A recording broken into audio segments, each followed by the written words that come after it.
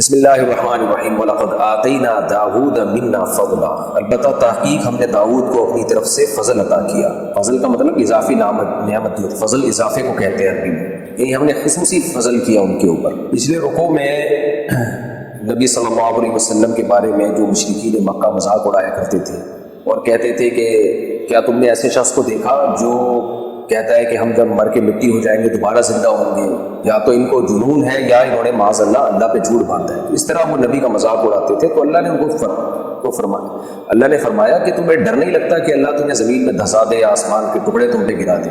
پھر اللہ نے فرمایا کہ جو ڈرنے والے لوگ ہیں، جو اللہ کی طرف عنابت کرنے والے لوگ ہیں، وہ ان باتوں سے ڈرتے ہیں، وہ اللہ کے عذاب کا خوف دل میں رکھتے ہیں۔ تو اب اللہ تعالیٰ نے دو طرح کے لوگوں کا تذکرہ کیا کہ کچھ منیب لوگ جو اللہ سے ڈرنے والے ہیں، اور کچھ وہ لوگ جو منیب نہیں ہیں، جو اللہ کی طرف توجہ نہیں کرتے۔ اور دونوں واقعات میں جو چیز قدر مشترک ہے وہ یہ ہے کہ دونوں کو اللہ نے دنیاوی نعمتوں سے بہت نوازا تھا۔ ایک اللہ کے شکر گزار بنے اور ایک اللہ کے ناشکرے بنے۔ ایک آل داؤد اور آل سلیمان ہے اور ایک قوم سبا ہے۔ اللہ کہتے ہیں آل داؤد اور آل سلیمان اللہ کے شکر گزار بنے، ان کو بھی دنیا میں بڑی نعمتیں تھیں، بلکہ بہت زیادہ نعمتیں تھیں، ان کو تو قوم سبا سے بھی زیادہ نعمتیں۔ اور دوسری قوم سبا تھی جن کو داؤد اور سلیمان جیسی نعمتیں تو نہیں ملی، لیکن کم نعمتیں ان کو بھی نہیں ملی۔ داؤد اور سلیمان بے تحاشا نعمتوں میں بھی اللہ کو نہیں بھولے، اور قوم سبا وہ ان کی نسبت کم نعمتیں ملی لیکن اس میں بھی وہ اللہ کو بھول گئے اور ناشکری کی باتیں انہوں نے شروع کر دی۔ تو اب یہ دونوں کا واقعہ یہاں سے شروع ہو رہا ہے، پہلے داؤد علیہ السلام اور سلیمان علیہ السلام کا۔ اللہ فرماتے ہیں وَلَقَدْ آتَيْنَا دَاوُودَ مِنَّا فَضْلًا، البتہ تحقیق ہم نے داؤد کو اپنی طرف سے بہت فضل عطا کیا۔ وہ فضل میں روحانی برکتیں بھی تھیں اور مادی برکتیں۔ تو روحانی برکتیں کیا تھیں؟ یا جبال اوبی معہ والطیر، اے پہاڑو تم داؤد کے ساتھ بار بار اللہ کی تسبیح بیان کرو، اور اے پرندو تم بھی۔ یہ روحانی برکت تھی، کیونکہ داؤد علیہ السلام جب اللہ کا ذکر کرتے نا تو پہاڑوں سے بھی لا الہ الا اللہ کی آوازیں آتی، اور پرندے جمع ہو کے اللہ کی تسبیح پڑھنا شروع کرتے۔ اور علماء نے لکھا ہے کہ یہ آوازیں سب مخلوق سنتی تھی، کیونکہ مطلق تسبیح تو وہ تو ویسے ہی پہاڑ اور پرندوں سے ثابت ہے۔ قرآن میں ہے وَإِن مِّن شَيْءٍ إِلَّا يُسَبِّحُ بِحَمْدِهِ، کہ دنیا کی ہر چیز اللہ کی حمد و ثنا کرتی ہے۔ تو وہ تسبیح تو پھر داؤد علیہ السلام کا خاصہ نہ ہوئی نا، تو یہاں الگ تسبیح مناتے ہیں، وہ یہ کہ پہاڑوں سے باقاعدہ اللہ کے ذکر کی آواز آتی تھی اور پرندوں سے بھی آواز آتی تھی۔ تو یہ معجزہ تھا داؤد علیہ السلام کا، اس سے داؤد علیہ السلام کو فائدہ بھی ہوا کہ لوگ آپ پر ایمان لاتے تھے اور ان کا ایمان بڑھتا تھا، اور وہ بھی پھر اللہ کی حمد و ثنا کرتے، تسبیح کرتے، اور اس سے تسبیح کی فضیلت بھی ثابت ہوتی ہے۔ میں بار بار کہتا ہوں، آج کل کے کچھ لبرل سیکولر اسکالرز آ رہے ہیں جو تسبیح ہاتھ میں پھرانے کو اور اللہ اللہ کرنے کو بڑے توہین آمیز لہجے سے اس کو کہتے ہیں ان لوگوں نے بس اسی میں قوم کو الجھا دیا، اللہ اللہ کرتے رہو بیٹھ کے۔ تو حالانکہ جو لوگ اللہ اللہ کرتے ہیں نا، آگے کام بھی وہی کرتے ہیں، جن کو اللہ سے تعلق ہی نہیں ہے وہ آگے بھی کچھ نہیں کر پاتے، صرف باتیں ہی کرتے ہیں بیٹھ کے۔ اس لیے اللہ کا ذکر کرنا، زبان سے اللہ کے نام کو بار بار دہرانا، اس کی اسلام میں بہت فضیلت ہے۔ آگے اللہ نے جو مادی برکتیں عطا فرمائی ان کا تذکرہ ہے وَأَلَنَّا لَهُ الْحَدِيدَ، فرمایا ہم نے لوہے کو ان کے لیے پگھلا دیا، لوہا پگھلا دیا، لوہا ان کے ہاتھ میں نرم ہو جاتا تھا، جہاں چاہے اس کو موڑ لیا کرتے تھے۔ کیوں پگھلا دیا؟ اس وجہ سے کہ انعمل سابغات، اس لوہے سے اب آپ اپنے ڈیفنس کو، اپنے دفاع کو مضبوط کریں گے۔ آپ ایک بہت پاورفل ایک اسٹیٹ بنائیں گے، اس کے پاس ایک مضبوط آرمی ہوگی، اور اس کے پاس ایک بہت زبردست اسلحہ ہوگا، اور اس کے پاس اپنے ڈیفنس کا انتظام بھی ہوگا، تاکہ آپ پوری دنیا میں اللہ کے نظام کو نافذ کر سکیں، لڑائی میں آپ کو شکست نہ ہو۔ انعمل سابغات، آپ زرہیں بنائیں، یعنی جنگی جو لباس ہوتا ہے، کہا جاتا ہے کہ جنگی لباس جو لوہے کا لباس پہنا جاتا ہے نا، آپ نے دیکھا ہوگا جو ہسٹوریکل موویز جن لوگوں نے دیکھی ہوئی ہے کہ پہلے زمانے میں تلوار سے بچنے کے لیے کیسے بڑی بڑی جنگی لباس پہنے جاتے تھے، جنگی ٹوپیاں پہنی جاتی تھی۔ خود غزوہ احد میں نبی صلی اللہ علیہ وسلم نے جنگی ٹوپی پہنی ہے، لوہے کی ٹوپی ہوتی تھی جو آپ کو تلوار اور تیر کے اور نیزے کے وار سے بچاتی تھی۔ تو کہا جاتا ہے کہ اس کے بانی داؤد علیہ السلام۔ تو بڑی بڑی زرہیں بنائیں، وقدر فی السرد، اور جوڑنے میں ایک اندازہ سے کام لیں، یعنی ایک مینجمنٹ کے تحت جوڑیں۔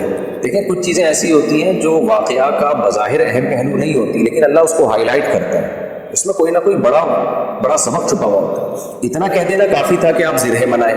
ظاہر ہے جب ہم زرہیں بنائیں گے، جنگی لباس پہنائیں گے، تو ان کو سینا بھی تو پرونا بھی تو پڑے گا نا، کڑیوں سے جوڑنا پڑے گا تاکہ موویبل ہو، وہ آسانی سے آپ کی باڈی کے ساتھ ایڈجسٹ ہو جائے. لیکن اللہ نے الگ سے اس کا تذکرہ کیا کہ اس کے جوڑ میں انداز یعنی اندازے کا مطلب یہ نہیں کہ اندازے سے کام لیں جس کو اردو میں کہا جاتا ہے اندازہ، بلکہ تقدیر کا مطلب باقاعدہ مینجمنٹ ہونی چاہیے. تقدیر عربی میں مینجمنٹ کو کہتے ہیں. آڑی ترچھی کڑیاں نہیں ہونی چاہیے، خاص اندازے کے تحت جو جس کے قد کے لحاظ سے جو زرہ بنائی جا رہی ہے تو اسی کے زرہ کے لحاظ سے وہ کڑیاں بہت ہی سوٹیبل ہونی چاہیے کہ کتنی موٹی ہو، کتنی ان کی لمبائی ہو اور کتنی وہ کرو ہو اور کس دھات سے بنائی جائے وہ، اور کتنا ان کو فولڈ کیا جائے، اور ہر لحاظ سے، تاکہ بہت ہی آرام دہ لباس بن سکے. یہ اللہ کیوں بتا رہے ہیں؟ اس لیے کہ اللہ تعالیٰ کو ہر چیز میں مینجمنٹ پسند ہے. کوئی بھی کام جب آپ کریں تو ایکسیلنسی کے ساتھ کریں، اور جنگ میں ڈسپلن کی اور ایکسیلنسی کی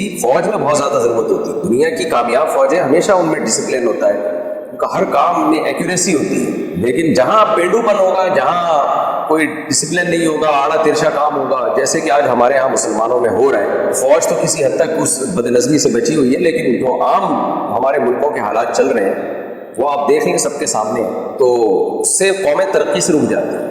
جاپان میں گیا تو میں نے وہاں دیکھا ان لوگوں میں کہ کس طرح ان لوگوں میں ڈسپلن ہے، اور جس چیز کو بھی وہ بناتے ہیں تو بہت ہی اس میں ایکوریسی پیدا کرنے کی کوشش کرتے ہیں، کام کو ٹرخاتے نہیں ہیں. اس آیت کا حاصل یہ ہوا کہ داؤد علیہ السلام سے اللہ کہہ رہے ہیں زرہ بنائیں، لیکن اس میں جان چھڑانے والی کیفیت نہیں ہونی چاہیے کہ آپ ایک جنگی لباس بنا رہے ہیں، آپ ایک اسلحہ بنا رہے ہیں، تو جان چھڑانے والا کام نہیں ہونا چاہیے جیسے کہ ہمارے یہاں ہوتا ہے. کوئی بھی کام ہو پوری توجہ کے ساتھ ہو، خاص طور پہ ڈیفینس میں تو بہت زیادہ توجہ کی ضرورت ہوتی ہے. تو اللہ کو وہ لوگ پسند نہیں ہے جو کوئی بھی کام کرتے ہیں ٹرخانے کے ساتھ کرتے ہیں. جیسے کہ ہماری قوم میں یہ بیماری پھیل گئی، کسی آپ مزدور کو کوئی کام دے دیں تو وہ آپ سر پہ کھڑے ہو کر کام کروائیں گے تو شاید تو صحیح کر لیں، ورنہ کوئی بھی کام وہ ڈھنگ سے نہیں کرے گا. سیمنٹ بجری کو ملائے گا تو پانی صحیح نہیں اس میں حل کرے گا، سیمنٹ کم کر دے گا، بجری زیادہ کر دے گا، کوئی مینجمنٹ نہیں ہوتی ہے. تو درزی کو آپ کپڑے سینے کے لیے دے دیں، وہ آڑے ترچے سی کے رکھ دے گا، وہ بھی کوئی محنت سے اور فوکس کر کے کام نہیں کرتا. کوئی بھی کام جب آپ کرتے ہیں تو یہی ہو رہا ہے ہماری سوسائٹی میں. کوئی ریسرچ کرتے ہیں تو اس میں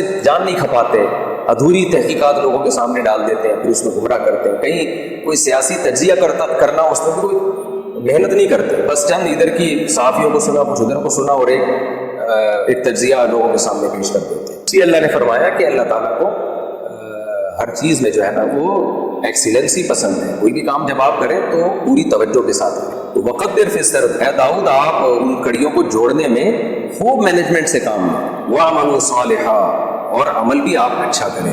انی بما تعملون بصیر، میں تمہارے اعمال سے باخبر ہوں، دیکھ رہا ہوں کہ کیا کر رہے ہیں. اس سے دیکھیں یہ بھی پتہ چلتا ہے کہ داؤد علیہ السلام اللہ کے پیغمبر بھی تھے، کتنے پاورفل تھے، ان کی خلافت بھی قائم ہوئی، لیکن پھر بھی ڈیفینس پہ اللہ تعالیٰ ان کو کیسے ترغیبات دے کہ لوہے کی زرہ بنانی ہے اور پھر اسلحہ بنانا ہے، اور بہت ہی یعنی جو آپ کے بس میں ہے وہ چھوڑنا نہیں ہے، پھر آسمان سے اللہ کی مدد آئے گی. ہم اسباب اختیار کرتے نہیں ہیں اور اللہ پہ اعتماد اور توکل کر کے پوری قوموں کو جو ہے وہ دشمن کی بھیٹ چڑھا دیتے اور پوری قوموں کو کے مستقبل کو ہم تباہ کر دیتے ہیں.